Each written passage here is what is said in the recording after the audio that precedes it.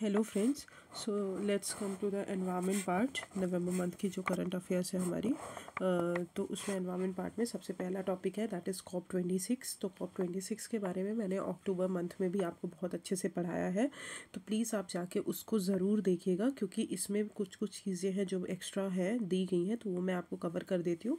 But जो अक्टूबर month में मैंने पढ़ाया COP26 का, उसमें मैंने पूरा बताया है। तो COP26 अभी कहाँ पे हुआ है? UNFCCC का ग्लासगो में हुआ है, जो कि यूके ने होस्ट किया है। ठीक है, होस्टेड बाय यूके। तो अगर वन वर्ड जो फैक्चुअल एग्जाम्स होते हैं, अगर उनमें क्वेश्चंस आते हैं, तो अभी कौन सा कॉप हुआ है? That is 26 COP. किसका कॉप हुआ है? United Nation Framework Convention on Climate Change का। और वो कौन होस्ट किए हैं? यूके ने होस्ट किया है। और हुआ कहाँ पे है? ग्लासगो में हुआ है। Okay, so more on news की अगर बात करें, तो कॉन्फ्रेंस जो है 16 सेशन जो है कॉन्फ्रेंस ऑफ पार्टीज़ का, उसको भी इंक्लूड करके मीटिंग की तरह जो भी क्योटो प्रोटोकॉल की मीटिंग थी COP16 की, उसको सर्व किया है उन्होंने। And the third session of conference of parties serving at the meeting of parties to the Paris agreement. तो CMA 3 फाइल हुआ है, फाइन हुआ है। CMA 2 कब हुआ था? पेरिस एग्रीमेंट के टाइम, मतलब CMA 1 हुआ था क्योटो प्रोटोकॉल के टाइम पे, और CMA 2 हुआ था अभी जो पिछली बार, और CMA 3 जो है ये हुआ है। ओके, COP26 जो है वो उसका एम क्या था कि उन्होंने पेरिस रूल बुक को फाइनलाइज करने की बात की है। और फॉलोइंग द 2019 का जो COP25 था, जो मैड्रिड में हुआ था, जहाँ पे बहुत सारे इश्यूज़ पे एग्री नहीं हुआ था, उन इश्यूज़ पे एग्री किया गया है। एंड उन्होंने नेक्स्ट ईयर पुश किया है कि रूल 16 जो है यूनाइटेड नेशन क्लाइमेट प्रोसेस का, उसको भी फाइनलाइज करेंगे। तो ऑब्वियसली जो COP26 है, इसका एम क्या है कि हमको रूल बुक जो है, पेरिस रूल बुक, उसको फाइनलाइज करना है। जो 2019 के जो मैड्रिड समिट हुआ था उसमें नहीं हो पाया था, उनको फाइनलाइज करना है। ये कॉन्फ्रेंस जो है 197 पार्टीज इसमें पार्टी थे, और ग्लासगो क्लाइमेट पैक्ट जो है उसके लिए एग्री किया है उन्होंने, जो कि ग्लोबल एग्रीमेंट है कि जो भी क्लाइमेट में प्रॉब्लम्स हो रही हैं उसमें उनको सॉल्व करने के लिए एक्शंस को एक्सेलरेट करना है, बढ़ाना है और कंप्लीट करना है जो हमारी पेरिस रूल बुक है उसको। तो पैक्ट का एम क्या है कि ग्लोबल वार्मिंग है उसको हमको लिमिट करना है 1.5 डिग्री सेल्सियस बाई 2030 तक, जो कि 2015 में हमने पेरिस एग्रीमेंट में एग्री किया था। और कट करना है ग्रीन हाउस एमिशन जो है by 45% by 2030 and to zero overall by 2050। Okay, so ये आपको थोड़ा सा ये इंपॉर्टेंट पॉइंट हो जाता है कि ये आपको याद करना है कि हमको लिमिट करना है global warming 1.5 degree Celsius by 2030, और एग्री करना है कि 2015 का पेरिस एग्रीमेंट का गोल जो है, और कट करना है global green house gas emission 45% by 2030, और जीरो ओवरऑल करना है बाई 2050। तो this is the important factual thing जो आपको याद करने की ज़रूरत है। ओके, अब हम ये पढ़ लेते हैं इंटेंडेड गोल्स क्या है COP26 के। तो नेट जीरो एंड 1.5 डिग्री हमको वो करना है 2030 तक। नेट जीरो कब तक करना है? 2050 तक। मोबिलाइज फाइनेंस मोबिलाइज करना है $100 बिलियन जो है डेवलपिंग कंट्री, जो डेवलप नेशंस हैं वो डेवलपिंग कंट्रीज़ को फाइनेंशियल पर ईयर देंगे $100 बिलियन क्लाइमेट के से टैकल करने के लिए, जो भी हमारे पुअर नेशंस हैं। प्रोटेक्ट करना है इकोसिस्टम, स्टेट्स को एनकरेज करना है कि वो अपने इकोसिस्टम को प्रोटेक्ट कर सके, रीस्टोर कर सके और रिजिलियंट इंफ्रास्ट्रक्चर बना सके। और कोलैबोरेशन की अगर बात करें, तो पार्टीज जो है COP26 में उनको कोलैबोरेट करना है कि वो पेरिस रूल बुक जो है उसको फाइनलाइज करें, जो कि पेरिस एग्रीमेंट के रूल्स को सेट आउट निकालेंगे। Okay, so these are the goals of intended goals of COP26. Now let's come to what are the outcomes of COP26. okay, so outcomes की अगर बात करें, तो ambition का अगर बात करें, तो by the end of COP26 153 countries ने सबमिट किया है न्यू क्लाइमेट प्लान्स, जिसको हमने बोला NDC, नेशनली डिटरमाइंड कंट्रीब्यूशन। जो भी एमिशंस हैं उनको ख़त्म करना है, मतलब कम करना है 2030 तक। और कंट्रीज़ ने रिक्वेस्ट किया कि वो रिविजिट करेंगे, जो भी क्लाइमेट प्लेजेस हैं उनको स्ट्रेंथन करेंगे बाय द एंड ऑफ 2022। फिर target action against fossil fuels की अगर बात करें, तो फर्स्ट एवर कॉप डिसीजन है to explicitly target action against fossil fuels. ठीक है, तो इस वाले कॉप में फॉसिल फ्यूल की तरफ एक्सप्लिसिटली टारगेट किया गया है, calling for a phase down of unabated coal and phase out of inefficient fossil fuel subsidies. मतलब सब्सिडीज जो इनएफिशिएंट है उनको बंद करना है, ख़त्म करना है धीरे धीरे, और फेज डाउन करना है अनएबेटेड कोल को। पहली बार किसी कॉप में फॉसिल फ्यूल्स के अगेंस्ट चीज़ें बोली गई हैं।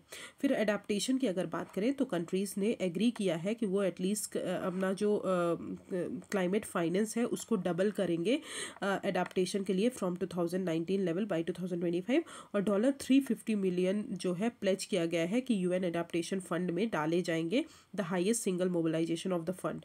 ओके, फिर Sharm L Sheikh work programme जो है ग्लोबल गोल ऑन एडाप्टेशन में लॉन्च किया गया है to reduce vulnerability, strengthen resilience and increase the capacity of people and planet. Okay, so Sharm L Sheikh work programme किसके लिए launch किया गया है, तो आपको याद होना चाहिए कि एडाप्टेशन प्रोग्राम के लिए लॉन्च किया गया है जो क्लाइमेट से लड़ने के लिए है। ओके, तो Sharm L Sheikh work programme is related to what, that is related to climate change and which is related to global goal on adaptation, जो कि COP26 में फॉर्म किया गया है।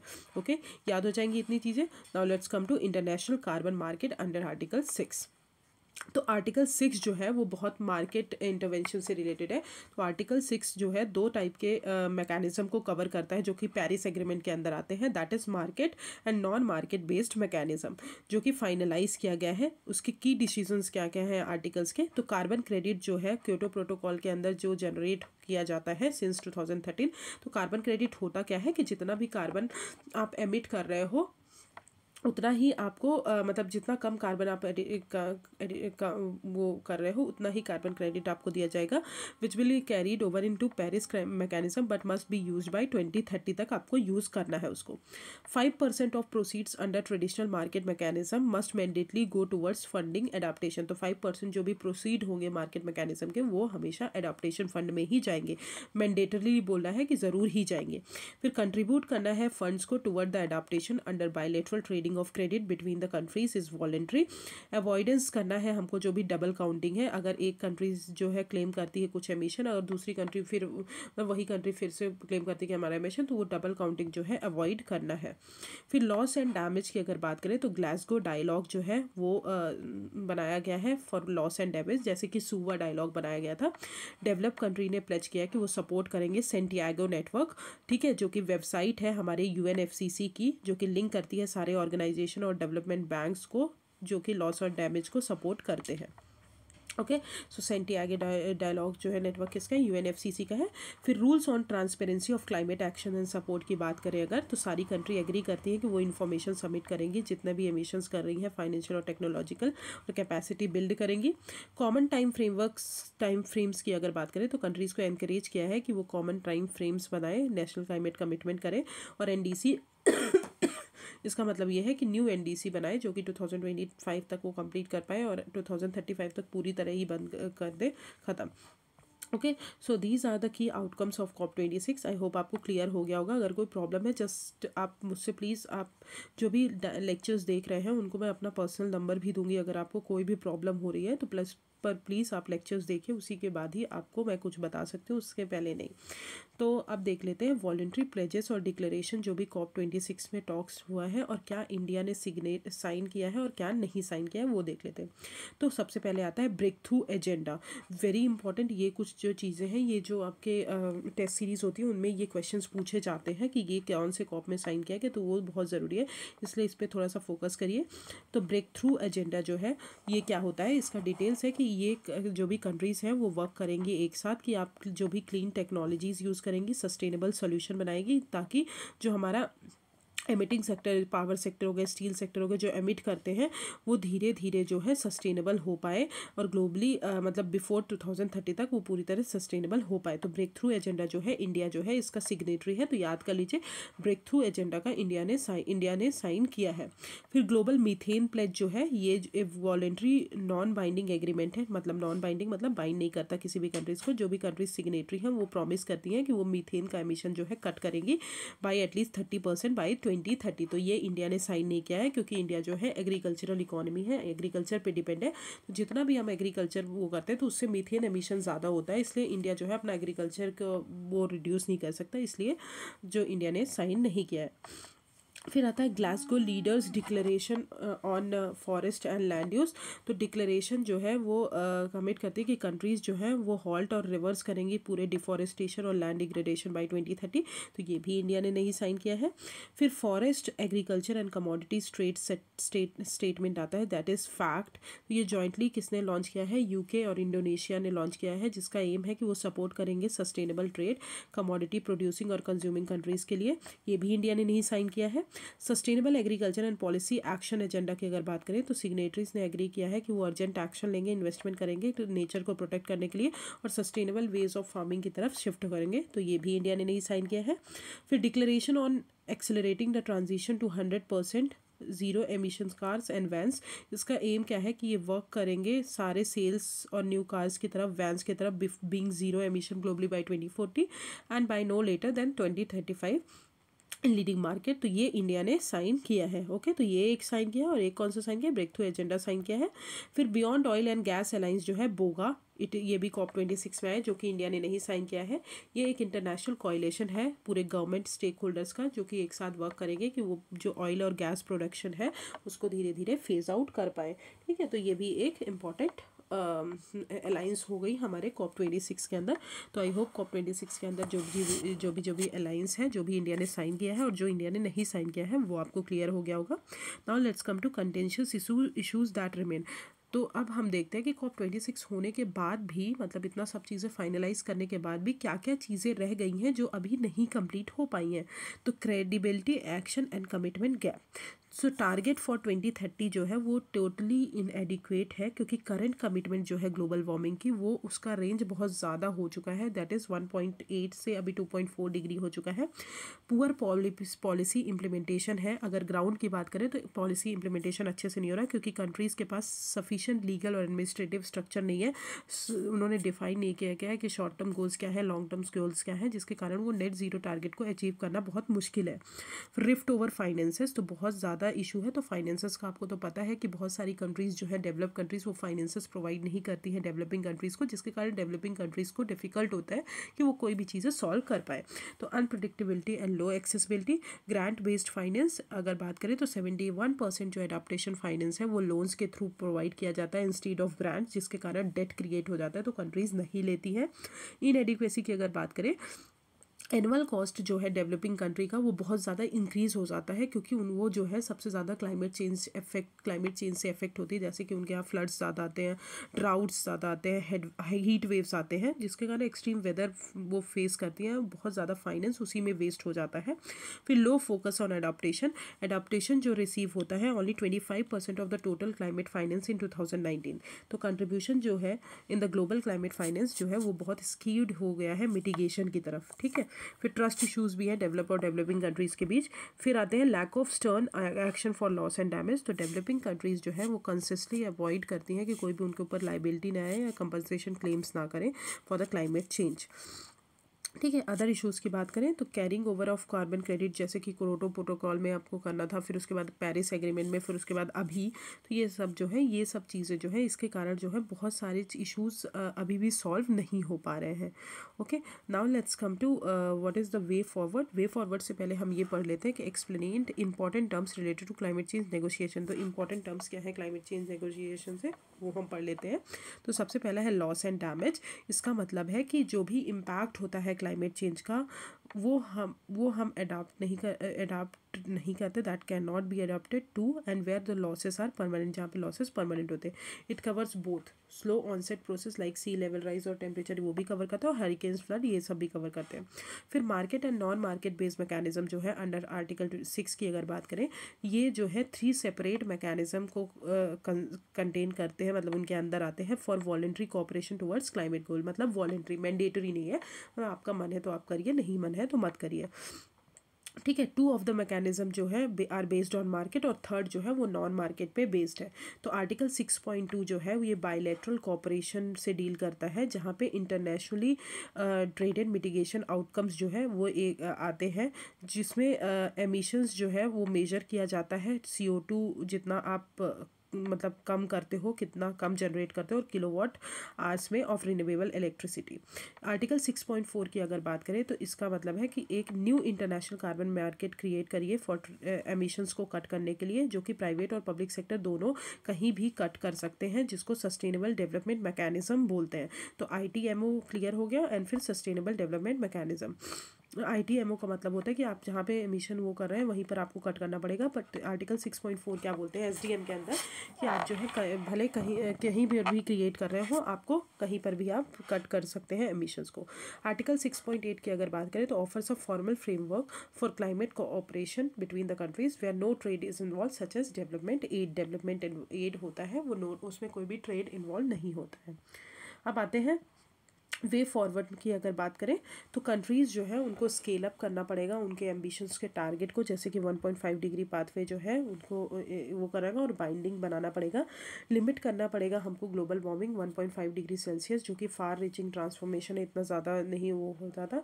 Glasgow loss and damage facility जो है हमको establish करनी पड़ेगी, जैसे कि हमने वार्सो इंटरनेशनल मैकेनिज्म को स्टैब्लिश किया है। वेल एग्जीक्यूटेड स्टॉक टेक करना पड़ेगा, जो कि इवेलुएट करेंगे वेदर द नेशंस फुलफिल कर रहे हैं कमिटमेंट है या नहीं। और कंट्रीज़ को वॉलंटरी अवॉइड करना पड़ेगा कि वो क्रेडिट को यूज़ करें for the project accredited under Kyoto protocol. Okay, so these are the way forwards. Now let's come to the related news. तो रिलेटेड न्यूज़ में सबसे पहला टॉपिक है that is global resilience index initiative. तो global resilience index initiative जो है ये COP26 के अंदर लॉन्च किया गया है, जो कि 10 ग्लोबल ऑर्गेनाइजेशन ने मिलकर लॉन्च किया है। उसमें इंक्लूड होते हैं United Nation Office for Disaster Risk Reduction, Insurance Development Formation Forum and Coalition for Disaster Resilient Infrastructure, ये सब इन्वॉल्व होकर बनाए हैं। ये एक ग्लोबली कंसिस्टेंट मॉडल प्रोवाइड करते हैं कि आप जो रिजाइलेंस है सारे सेक्टर्स का उसको कैसे मेजर कर सकते हैं और उनकी जोग्राफीज़ को। फिर COP26 चार्टर ऑफ एक्शन, ये जो है लॉन्च किसने किया है, the energy and resource institute ने लॉन्च किया है। तो अगर क्वेश्चन आता है कि COP26 चार्टर ऑफ एक्शन किसने लॉन्च किया है, the energy and resource institute ने लॉन्च किया है। ग्लासगो समिट में COP26 में ही लॉन्च किया गया है। इसमें ये है कि ये क्वेश्चंस और चैलेंजेस को जो भी हमारे की थीम्स हैं इंडिया के, जो भी चैलेंजिंग इश्यूज हैं उनको एसिमुलेट्स करता है, such as equity, green finance, adaptation, resilience, nature based solution, energy, clean transport, business and industry. फिर आते हैं Glasgow Financial Alliance for Net Zero, it is very important. ये ओरिजिनली अप्रैल 2010 में unveil किया गया था। ये एक फोरम है लीडिंग फाइनेंशियल इंस्टीट्यूशन, जो भी हमारे फाइनेंशियल इंस्टीट्यूशन है जैसे सेंट्रल बैंक हो गया, RBI, ये सारी चीज़ें, कि वो जो है ट्रांजिशन को एक्सेलरेट करें, कि वो नेट ज़ीरो इकोनॉमी बनाएंगे। क्योंकि मतलब इकोनॉमी, जब भी आप इकोनॉमी के डेवलपमेंट प्लान्स डिस्कस करते हो तो आप एनवायरनमेंट को भूल जाते हो, तो इसलिए हमको नेट ज़ीरो इकोनॉमी बनानी है through a decarbonisation of the economy. मतलब कार्बन आप इतना जनरेट ना करो, डीकार्बनाइज करो in line with Paris agreement. It was now launch by, अभी किसने लॉन्च किया है, UN special envoy for climate action and finance ने लॉन्च किया है, along with UNFCCC climate action chairmanship champions and COP26 presidency. Objective क्या है कि हमको नेट ज़ीरो एमिशन करना है, रीच करना है, मतलब टारगेट अचीव करना है बाई 2050। ये टारगेट जो है वो किसके इन लाइन है, Race to Zero campaign of UN, जो कि दैट रियलाइज कैसे उसमें होता है, नॉन स्टेट एक्टर्स हैं इंक्लूडिंग कंपनी, सिटीज़, सारी चीज़ें, तो उनको बोला गया है। ठीक है, तो this is the global Glasgow Financial Alliance for Net zero. और मेंबर जो हैं इस नेट ज़ीरो ऑर्गेनाइजेशन के, वो इंक्लूड करेंगे जो भी नॉन ज़ीरो बैंकिंग अलाइंस है, non zero assets manager initiative है, net zero assets owners alliance है, नेट ज़ीरो इंश्योरेंस अलाइंस है, नेट ज़ीरो फाइनेंशियल सर्विस, ये सब को मिला के। अब नेट ज़ीरो बैंकिंग अलायंस जो है ये होस्ट कौन करेंगे, United Nation Environment Programme for Financial Initiative, ये जो है होस्ट करेंगे। और अदर नेट ज़ीरो अलायंस जो है वो बहुत सारे जो अलग अलग ऑनर्स हैं वो होस्ट करेंगे। अर्लियर अगर बात करें 2019 में, तो यूनाइटेड नेशन जनरल असेंबली ने लॉन्च किया था कुछ प्रिंसिपल्स ऑफ रिस्पॉन्सिबल बैंकिंग के लिए, जहाँ पे बैंक्स जो हैं वो उनको एग्री किया गया था कि वो सस्टेनेबल प्रैक्टिस को अडॉप्ट करेंगे। जो भी फॉर एग्जांपल लोन लेने आ रहे हैं, तो डेवलपमेंटल लोन लेने आ रहे हैं, तो उनको ये भी बताएंगे कि आप इकोनॉमी को, एनवायरनमेंट को कैसे वो कर सकते हो, तो उस टाइप से वो चीज़ों में फ़र्क करेंगे। तो that is the United nation general assembly ने लॉन्च किया था। ओके, तो आपको ये समझ में आ गया। अब आते हैं क्लाइमेट चेंज परफॉर्मेंस इंडेक्स। तो ये जो है ये जो इनिशिएटिव है ये जर्मन वॉच जो है मतलब इंडेक्स जो है जर्मन वॉच रिलीज़ करते हैं। ये एक टूल है कि जो भी हमारी क्लाइमेट चेंज से रिलेटेड चीज़ें हैं उनको हम कैसे इंक्रीज़ कर सकें। तो इंडिया का जो पोजीशन है वो टॉप 10 के अंदर आते हैं। डेनमार्क जो है हाईएस्ट रैंक कंट्रीज़ है। ये जो है 60 कंट्रीज़ और यूरोपियन यूनियन को मेजर करते हैं 4 पैरामीटर्स में: greenhouse gas emission, renewable energy use and climate policy. Okay, so this is the COP26। I hope आपको क्लियर हो गया होगा। और COP26 charter of action, global resilience index initiative index and Glasgow Financial Alliance for Net Zero. Okay, so now let's come to second topic, that is air pollution in national capital region. तो ये तो मैंने बहुत अच्छे से आपको पढ़ाया है, मैं तो इसको स्किप कर रही हूँ। तो आई होप आपको ये समझ में आ जाएगा, क्योंकि पिछली वाली उसमें भी मैंने पढ़ाया है। तो ये आप जाके एक बार पढ़ लीजिएगा। Sorry to skip it, but you have to learn it, मतलब आप खुद से पढ़िए। एंड अगर कोई भी प्रॉब्लम है इस वाले टॉपिक में तो आप मुझे कमेंट करिए, मैं इसको अलग से कंप्लीट करवा दूंगी। बट ये जो टॉपिक है ये मैं पढ़ा चुकी हूँ, इसलिए मैं इसको दोबारा रिपीट नहीं कर रही हूँ। Okay, now let's come to the third topic, that is Clydebank Declaration for green shipping corridors. ठीक है, तो ये कोएलिशन जो है अभी 22 कंट्रीज़ ने एग्री किया है कि वो zero emission shipping trade routes जो है between ports to speed up the decarbonisation of global maritime industry. तो इसका मतलब यही है कि जो भी हमारी शिपिंग इंडस्ट्री है, जो भी शिपिंग से जो भी मतलब जो भी हम मैरी टाइम में शिप से चीज़ों को ट्रांसफ़र करते हैं, ट्रेड करते हैं, तो उसमें जो है एमिशंस को हमको उसमें कट करना है और डीकार्बनाइज करना है हमको, जो हमारा मैरी टाइम एरिया है उनको। तो मोर ऑन न्यूज़ की अगर बात करें तो सिग्नेटरी कंट्रीज़ ने अभी साइन किया है। ये मुझसे पढ़ते नहीं आ रहा है, तो मैं जो भी प्रोनाउंसिएशन कर रही हूँ प्लीज़ आप उससे वो करिएगा, वरना आप सही भी कर सकते हैं।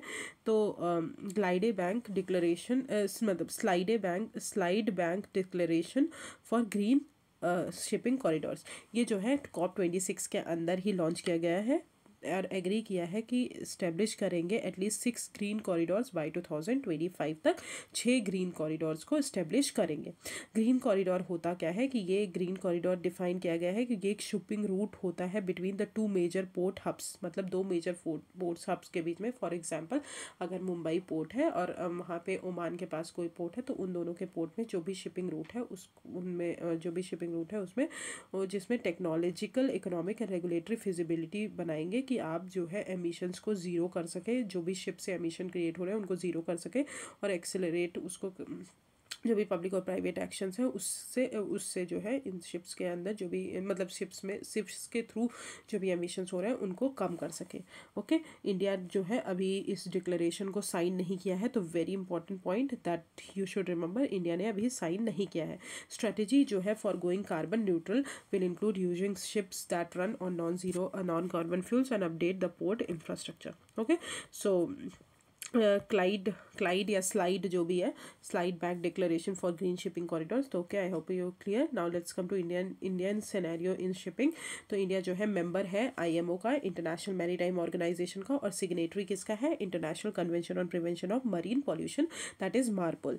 तो इंडिया जो है उन्होंने एग्रीमेंट, बहुत सारे IMO के एग्रीमेंट है उनको साइन किया है। वो शिपिंग इंडस्ट्री से जो भी ग्रीन हाउस गैस एमिशंस हो रहे हैं उनको कट करेंगे बाई 50% बाई 2050 तक। और इंडिया का जो कोस्ट लाइन है दैट इज 7500 किलोमीटर और 12 major ports and 200 minor ports. और इंडिया जो है 16th लार्जेस्ट मैरीटाइम कंट्री है पूरे वर्ल्ड की।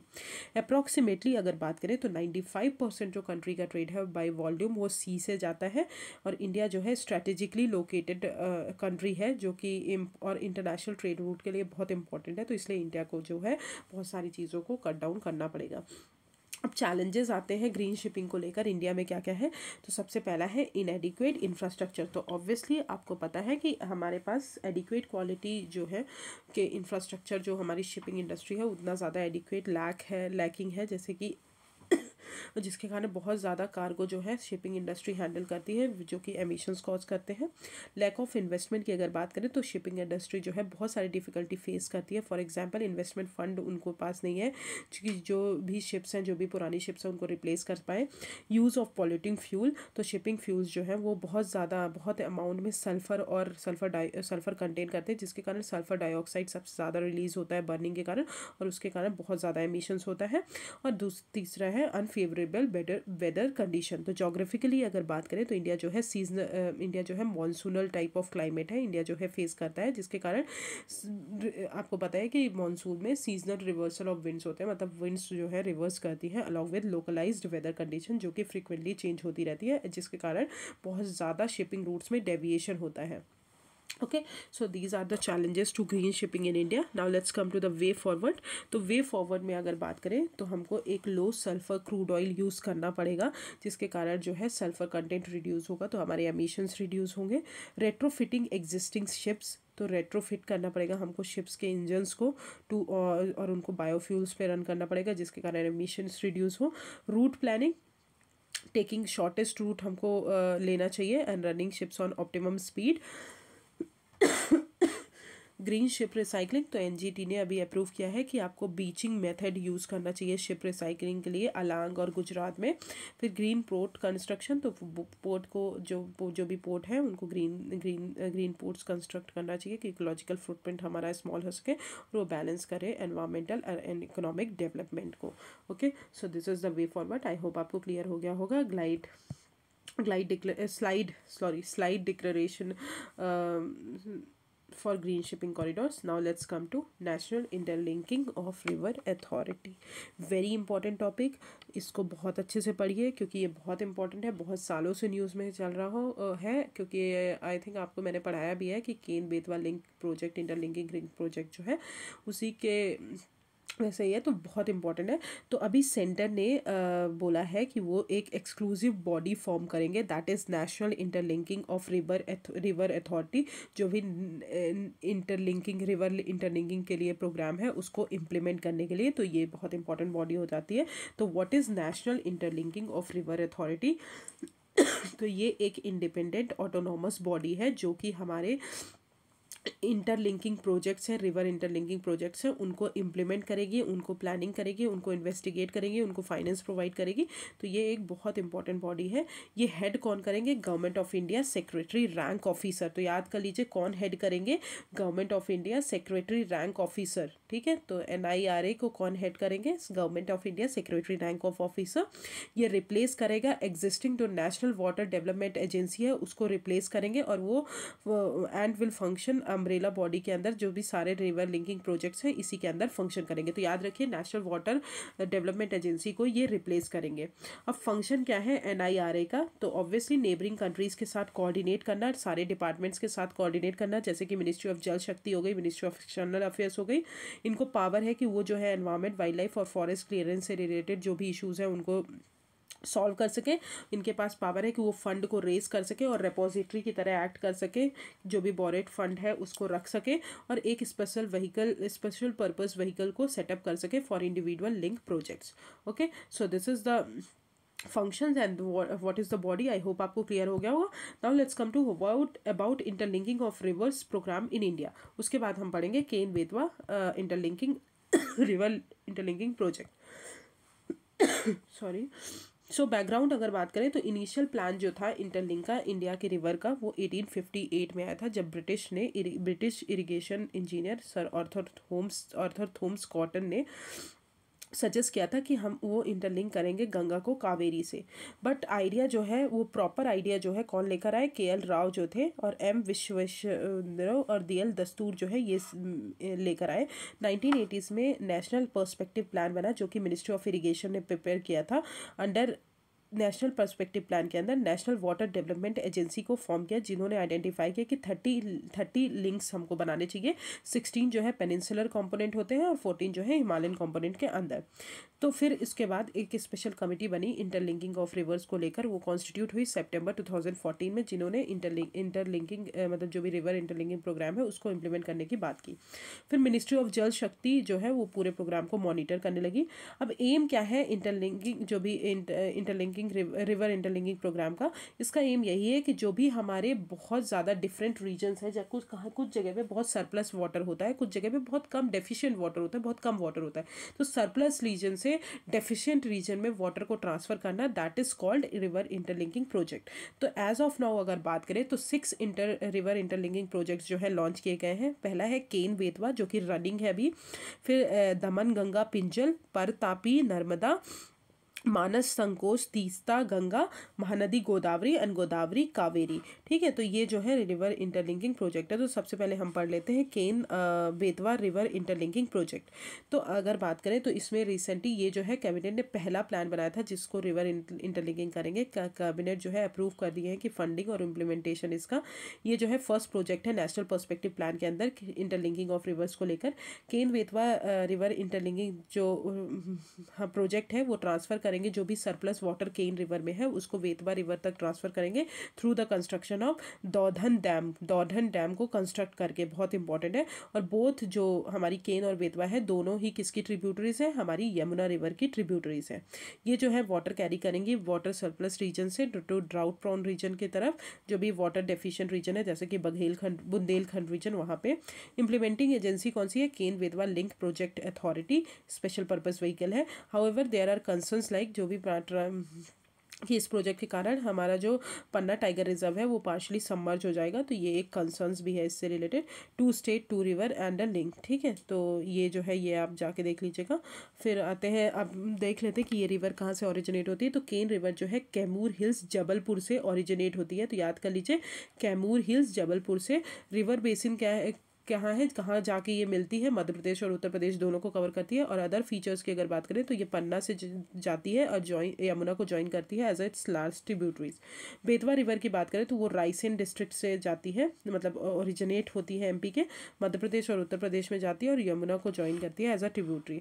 अब नीड क्या है इंटरलिंकिंग रिवर प्रोजेक्ट की, तो ऑब्वियसली लाइवलीहुड जनरेशन, क्योंकि अगर आप इंटरलिंक कर रहे हो तो कंस्ट्रक्शन कर रहे हो चीज़ों का, तो लाइवलीहुड जनरेशन तो होगा ही।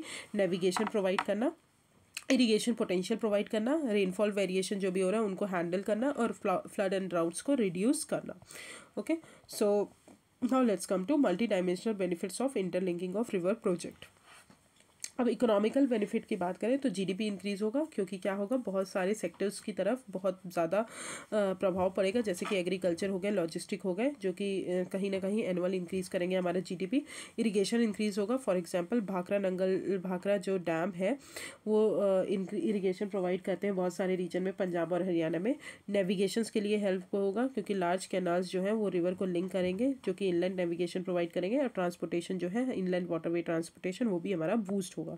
फिर एनवायरमेंटल की बात करें तो फ्लड एंड ड्राउट्स को टैकल करेंगे, जो भी प्रॉब्लम्स हो रही है फ्लड और ड्राउट्स की, वो क्या करेंगे, सरप्लस वाटर को ट्रांसफर करेंगे, तो उस एरिया में कभी फ्लड्स नहीं आएंगे। फिर वाटर अवेलेबिलिटी की अगर बात करें तो वाटर जो क्राइसिस है उसको वो भी मतलब टैकल हो पाएगा।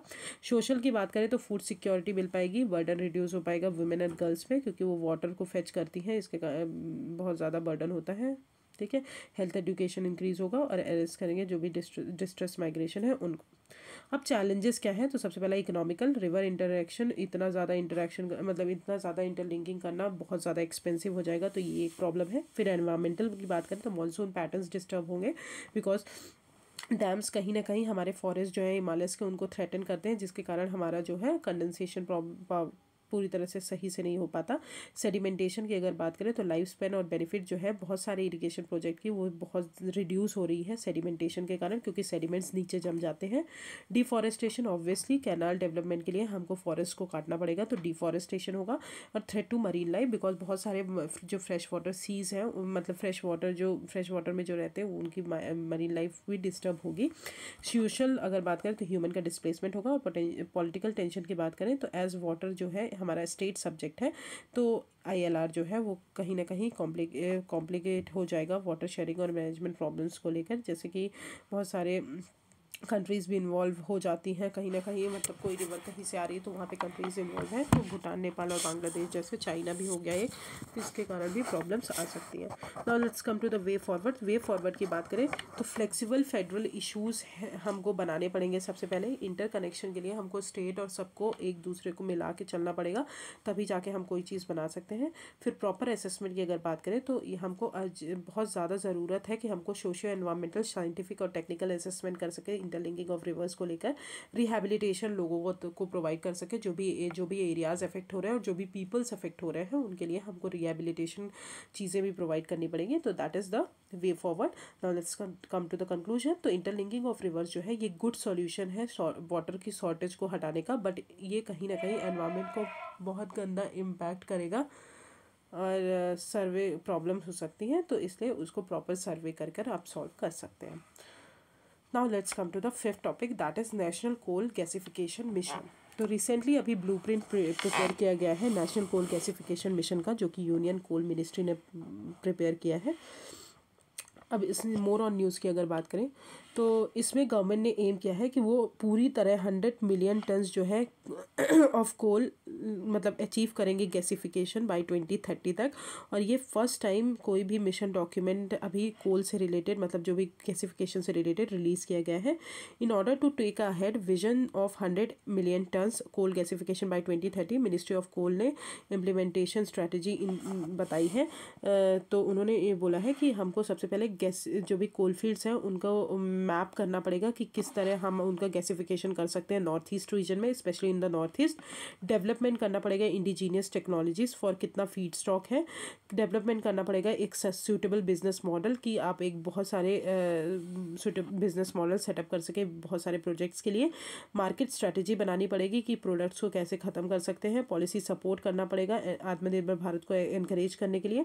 कोऑर्डिनेट करना पड़ेगा बहुत सारे मिनिस्ट्रीज़ को, और क्वांटिफेबल मतलब क्वांटिफाई कर सको कि टारगेट को, उसको प्रोवाइड करना पड़ेगा और इम्प्लीमेंट करना पड़ेगा उस हिसाब से। Okay, now let's come to coal gasification होता क्या है। तो कोल गैसिफिकेशन मतलब होता है कि जो भी कोल है उसको कन्वर्ट करना हमको सिंथेसिस गैस में, ताकि हमारा जो है एमिशंस है वो डिक्रीज हो पाए। तो सिन गैस क्या होता है, मिक्सचर किसका होता है, बहुत इंपॉर्टेंट पॉइंट है। सिन गैस जो मिक्सचर होता है वो हाइड्रोजन, कार्बन डाइऑक्साइड और कार्बन मोनोऑक्साइड का मिक्सचर होता है। ठीक है, कोल गैसिफिकेशन में क्या होगा कि हमारा जो कार्बन फुटप्रिंट है वो डिक्रीज हो जाएगा। इसका मतलब ये नहीं कि एलिमिनेट होगा। तो याद रखिए कोल गैसिफिकेशन में एलिमिनेट नहीं होता, क्योंकि कहीं ना कहीं कार्बन डाइऑक्साइड जनरेट होता है, बट वो बहुत ही लिटिल अमाउंट में होता है। दैट्स वाई ये जो प्रोसेस है थोड़ा सस्टेनेबल है। तो कोल गैसिफिकेशन जो प्रोसेस है इसका मतलब यही होता है कि कोल को हमको सिंथेटिक गैस में कन्वर्ट करना। और सिंथेटिक गैस क्या होती है हमारी, H2 carbon monoxide and carbon dioxide. अब सिन गैस टेक्नोलॉजी जो है ये अलाउ करती है कि कन्वर्जन हम नॉन मिलेबल कोल और लिग्नाइट को हम कन्वर्ट कर सके कंबस्टेबल गैसेस में through in situ gasification of material. Okay, in past अगर बात करें तो बहुत सारे एफर्ट्स ले गए गैसिफाई करने के लिए कोल को। अब नीड क्या है कोल गैसिफिकेशन की, तो ऑब्वियसली इको फ्रेंडली होता है। ये तो मैंने बता दिया कि COP21 पेरिस एग्रीमेंट में जो बहुत सारी कंट्रीज़ को हेल्प करेगा अचीव करने में target. Multiple application, syn gas जो है वो बहुत सारी चीज़ों में हम यूज़ कर सकते हैं। सिंथेटिक नेचुरल गैस को प्रोड्यूस करने में, एनर्जी फ्यूल बनाने में, ठीक है, फर्टिलाइजर्स और पेट्रोकेमिकल्स में हमको हेल्प करेगा कि हम आत्मनिर्भर भारत की तरफ मूव आउट कर सकें और जो अनटैप्ड रिजर्व्स हैं उनको एक्सप्लॉइट कर सके। ओके, तो most of the unknown coal deposit जो है वो नॉट रिकवरेबल है, तो उनको जो है हम वो कर सकें, तो इसलिए जो है ये ज़रूरी है। अब इंडिया के इनिशिएटिव्स क्या है कोल गैसिफिकेशन को लेकर, तो मिनिस्ट्री ऑफ कोल ने एक रिसोर्स ग्रुप क्रिएट किया है जो कि एकेडमिक और research institution for research activities related to coal gasification. फिर भेल जो है उसको डेवलप किया गया है Bharat heavy electronics limited developed, जो कि फ्लूइडाइज्ड बेड गैसिफिकेशन टेक्नोलॉजी को देखेंगे और suitable for high ash Indian coals to produce syngas. फिर Jindal steel and power limited उन्होंने इंस्टॉल किया है वर्ल्ड का पहला DRI प्लांट जो कि बेस्ड है किस पे, कोल गैसिफिकेशन टेक्नोलॉजी पे बेस्ड है, ठीक है, डोमेस्टिक कोल्स को यूज़ करके वो करेंगे। Okay, now let's come to what are the challenges in coal gasification. तो क्वालिटी ऑफ कोल, तो हमारे अगर बताएं तो क्वालिटी जो है, जो भी क्वालिटी है हमारे कोल की इंडिया में जो भी अवेलेबल है वो उसमें सबसे ज़्यादा कंटेंट जो होता है हाई ऐश कंटेंट होता है और कार्बन कंटेंट हमारा बहुत कम होता है, जिसके कारण technology for conversion of high ash coal जो टू सिनगैस जो है वो बहुत मेजर चैलेंज है, क्योंकि हाई ऐश होने के कारण वो जल्दी से कन्वर्ट नहीं हो सकता सिनगैस में। ओके, सो हमारे जो कोल है, तो हमारे जो इंडिया में कोल मिलते हैं उनमें ऐश कंटेंट बहुत ज़्यादा होता है और सल्फर कंटेंट बहुत कम होता है, ठीक है। फिर कैपिटल एंड टाइम इंटेंसिव की अगर बात करें तो सेटिंग कोल गैसिफिकेशन प्लांट को सेटअप करने में बहुत ज़्यादा कैपिटल लगता है और बहुत ज़्यादा हमको टाइम भी लगता है। इंफ्रास्ट्रक्चर रिक्वायरमेंट की अगर बात करें तो लैंड की रिक्वायरमेंट है, वाटर की, इलेक्ट्रिसिटी की बहुत ज़्यादा रिक्वायरमेंट है सिन गैस कन्वर्जन प्रोजेक्ट्स को कंप्लीट करने में। उसके लिए हमको ट्रांसपोर्टेशन को सारी चीज़ें हमको चाहिए होंगी। Short life span of refractories की, ये जो है ये रिफैक्ट्रीज जो होती हैं वो हम यूज़ करते हैं जो भी गैसीफायर है उसको प्रोटेक्ट करने के लिए, जो भी इनसाइड होता है गैसीफायर का उसको प्रोटेक्ट करने के लिए। अगर हम बताएं रिफैक्ट्रीज जो है हमारी, उनका लाइफ स्पैन 12 to 16 मंथ है, तो वो भी हमारा कम लाइफ स्पैन है। फिर वाटर इंटेंसिव, तो कोल गैसिफिकेशन जो है ये water intensive form of energy production है, इसलिए हमको वाटर भी बहुत ज़्यादा ज़रूरत पड़ेगी, तो इसलिए water contamination, land subsistence, disposing of water, waste water safely sorry, तो ये सब भी प्रॉब्लम्स हो सकती हैं। Okay, now let's come to the way forward. तो सबसे पहले हमको क्या करना पड़ेगा, इंटर मिनिस्ट्रियल कोलैबोरेशन बढ़ाना पड़ेगा। तो नेशनल कोल गैसिफिकेशन मिशन जो है वो उनके लिए कोलैबोरेशन बहुत ज़रूरी है सेंट्रल, लोकल, स्टेट गवर्नमेंट के बीच में। अगर नहीं है तो वो नहीं हो पाएगा। फॉर एग्जांपल अगर बात करें, मिथेनॉल जो है वो ब्लेंड होता है गैसोलीन के साथ, और उसको ट्रांसपोर्टेशन है मिथेनॉल का वो हमको इंटर स्टेट पाइपलाइन से करना पड़ता है, इसलिए हमारे स्टेट के बीच में बहुत ज़्यादा कोलैबोरेशन होना चाहिए। फिर गैसिफिकेशन टेक्नोलॉजी एडॉप्शन, तो इसके लिए हमको रिसर्च और डेवलपमेंट फैसिलिटीज़ बढ़ानी पड़ेगी, फंडिंग रिक्वायरमेंट बढ़ाने पड़ेंगे, पॉलिसी सपोर्ट देना पड़ेगा such as waiver of GST compensation cess of ₹400 per tonne, tax holidays देने पड़ेंगे for 15 years for coal gasification project, subsidy बढ़ानी पड़ेगी, इंटरेस्ट रेट सबवेंशन प्रोवाइड करने पड़ेंगे 20 to 30%, 15% मिथेनॉल ब्लेंडिंग टारगेट को बढ़ाना पड़ेगा, प्रमोट करना पड़ेगा रिसर्च एंड डेवलपमेंट और रैशनलाइज करना पड़ेगा डोमेस्टिक कोल प्राइसेस को। ठीक है, so this is the way forward. ये इतना इंपॉर्टेंट नहीं है इसलिए नहीं पढ़ा रहे। Now let's come to the flash droughts. Okay, so according to the new study की अगर बात करें तो बहुत सारे फ्लैश ड्राउट इवेंट्स हो रहे हैं हमारे इंडिया में, जो कि अकर्ड अभी हुए हैं मानसून सीज़न के टाइम पे। तो सबसे पहले अभी की फाइंडिंग न्यूज़ की हम वो देख लेते पहले, उसके बाद में हम बताते आगे फ्लैश ड्राउट्स होता क्या है। स्टडी जो है ये पब्लिश की है जनरल नेचर कम्युनिकेशन ने, जिन्होंने आइडेंटिफाई किया है कि बहुत सारे ड्राउट्स जो है इंटेंसिफाई हो रहे हैं across United state, Brazil, southern Africa, Spain, western Russia and Australia. Highest frequency जो है फ्लैश ड्राउट की वो हमारी ट्रॉपिक्स और सब ट्रॉपिक्स में हो रही है, बिकॉज वही जो है मानसून एरिया में आते हैं, ठीक है, और जो हमें ब्राज़ील, सहल और ग्रेट रिफ्ट वैली और इंडिया तो आती हैं। अब what is flash drought? Flash drought का मतलब आपको पता है कि सूखा पड़ जाना, ठीक है, जहाँ पे पानी नहीं गिरता, जहाँ पे बहुत ज़्यादा सूखा हो जाता है। फ्लैश ड्राउट जो है इसका मतलब होता है रैपिड ड्राउट मतलब बहुत जल्दी जल्दी ड्राउट आ रहा है और बहुत जल्दी जल्दी इंक्रीज़ हो रहा है विद द इम्पैक्ट ऑन, जो कि इम्पैक्ट किसके कर रहा है, एग्रीकल्चर पे, वाटर रिसोर्सेज पे, इकोसिस्टम पे और ह्यूमन एनवायरनमेंट पे। अब ड्राइवर्स क्या है फ्लैश ड्राउट के, ये जो है it is set in motion by lower than normal rates of precipitation, obviously abnormally high temperature, winds और radiation, ठीक है, ज़्यादा टेम्परेचर होने के कारण, बहुत ज़्यादा evapotranspiration होने के कारण। अब प्रेसिपिटेशन डेफिसिट की अगर बात करें, मतलब प्रेसिपिटेशन डेफिसिट मतलब पानी नहीं गिर रहा है, तो जब प्रेसिपिटेशन नहीं होता किसी भी एरिया में over extended period of time, तो सॉइल मॉइस्चर जो है वो डिप्लीट हो जाती है बाय एवापोट्रांसपिरेशन मतलब होता है कि वाटर जो है ज़मीन से लॉस हो रहा है, एटमॉस्फेयर की तरफ जा रहा है, तो उसको हम बोलते हैं एवापोट्रांसपिरेशन। फिर टेली कनेक्शन की अगर बात करें तो इट इज़ को रिलेशन बिटवीन मेट्रोलॉजिकल और other environmental phenomena which are occurred in a long distance apart, for example El Nino और एनसो। एनसो क्या है, that is teleconnection phase है, जहाँ पे हमारा जो एरिया है, इंडिया का जो एरिया है वो ड्राउट रीजन में आ जाता है, बिकॉज वहाँ पे बारिश ज़्यादा नहीं होती, ठीक है, तो वो उसके कारण भी फ्लैश ड्राउट इंक्रीज होते हैं। Amplification of evaporation demand, obviously persistent atmospheric condition के कारण बहुत सारा वाटर जो है एवोपरेट होता है, जिसके कारण हमारा जो है सरफेस पे सोलर इंसोलेशन इंक्रीज होने के कारण बहुत ज़्यादा वाटर एवोपरेट होता है। हाई प्रेसिपिटेशन वेरिएबिलिटी, ट्रॉपिक्स और सब ट्रॉपिक्स में बहुत ज़्यादा ड्राउट डेवलपमेंट के पोटेंशियल बहुत बढ़ जाते हैं टू हाई प्रेसिपिटेशन। फिर oscillation of ITCZ, flash drought जो है वो डेवलप ज़्यादा होते हैं मई जून में, अगर जब ऑनसेट जो ITCZ जो है वो डिले हो जाता है, मतलब ITCZ जो है नॉर्थ रीजन में नहीं आता तो मानसून डेफिसिट हो जाते हैं। एंटी साइक्लोन्स डुअल इम्पैक्ट होते हैं ऑन फ्लैश ड्राउट, जैसे कि वो रेनफॉल को सप्रेस करते हैं, ठीक है, और क्लाउड कवरेज को कम करते हैं और हाई सरफेस टेम्परेचर बढ़ाते हैं, इसके कारण ऑपरेशन जो है वो ज़्यादा हो जाता है। Okay, so this are the drivers of flash drought. Now let's come to what are the key effects on flash drought. तो एग्रीकल्चर में अगर बात करें तो 10 to 15% एरिया जो है कल्टीवेशन राइस और मेज़ के लिए हमको वाटर की बहुत ज़रूरत होती है और इफेक्ट हो जाते हैं वो फ्लैश ड्राउट से। और इकोनॉमी की बहुत बात करें तो बहुत सारी इंडस्ट्रीज़ को रॉ मटेरियल और बहुत सारी इंडस्ट्रीज़ को हमको वाटर की ज़रूरत पड़ती है, उनके कारण बहुत ज़्यादा प्रॉब्लम होती है। एनवायरनमेंट की बात करें तो एनवायरनमेंट में बहुत सारे लेक्स और पॉन्ड्स जो हैं वो सूख जाते हैं और ड्रिंकिंग वाटर अवेलेबल नहीं होता, डिफॉरेस्टेशन होता है, वाइल्ड फायर्स होते हैं, डेजर्टिफिकेशन इंक्रीज होता है। सोसाइटी की बात करें तो ये पीपल्स जो हैं जो भी हमारे पीपल्स हैं जो भी अफेक्टेड एरिया में रह रहे हैं, तो वो अपने चिल्ड्रंस को स्कूल नहीं भेजते हैं, पोस्टपोन कर देते हैं मैरिजेस, और उनके एसेट्स भी लॉस होते हैं, माल न्यूट्रिशन बढ़ता है और स्कार्स वाटर होता है, जिसके कारण कॉन्फ्लिक्ट भी बहुत ज़्यादा बढ़ जाता है।